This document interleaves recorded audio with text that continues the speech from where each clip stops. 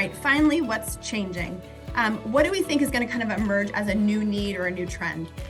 One is we definitely think depot needs are going to increase. There's increasing regulatory pressure, the advanced clean trucks, the EPA's clean trucks plan is focusing on OEMs making and selling more zero emission vehicles.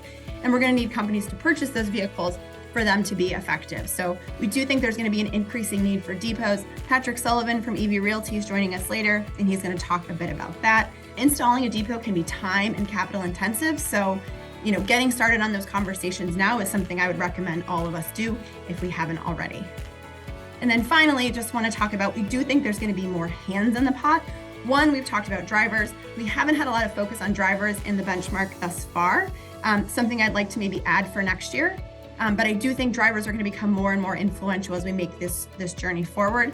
And the second group is that I do think that stakeholder group is going to get a little bit more intense as we get closer and closer to our goals, right? When a goal is 10 years out, we're sort of like, okay, we'll get there. As we get closer and closer to that goal, those stakeholders who have a stake in what we're doing are going to get a little bit more intense in making sure that we're on track and we're going to hit those goals as we've said we would.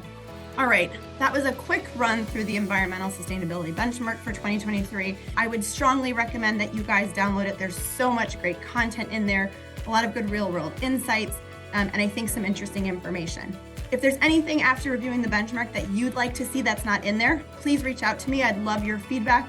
Love to incorporate additional questions in next year's benchmark to make this even more helpful. And finally, coming soon, we are going to be also publishing an updated EV Readiness Index.